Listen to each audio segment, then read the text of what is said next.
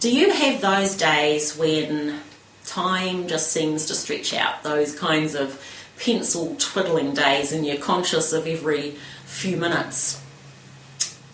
Or do you have those sorts of days when you wake up in the morning and before you know it, you're back in bed again at night and you don't know where the day went? I think that time is a very elastic concept. I was reading in the Herald a rather alarming article, and I'll have to just check my figures here, but it said that men don't consider they're getting older until they're 58, and women start to worry about their age from the time they are 29. And how fair is that? Not at all. And then I read another article also in the Herald, which is doing a very good line in these kinds of stories, and it said that people's happiness declines between their 20s and 40s and gradually increases again from their late 40s, but that some people aren't really happy until they're pushing 80.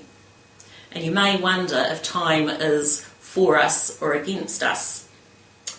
And that got me thinking.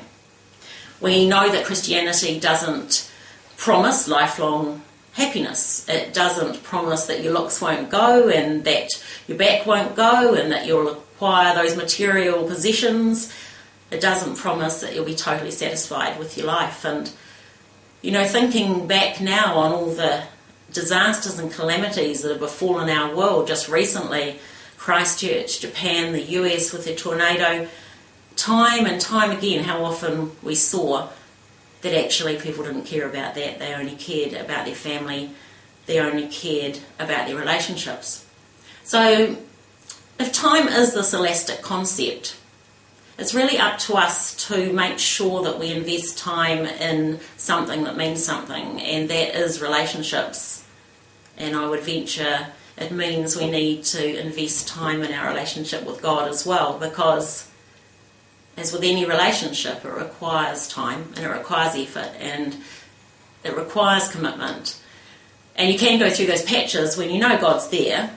Well, you're pretty sure he's there. In fact, you're certain he's there, but you're not really paying that much attention to him.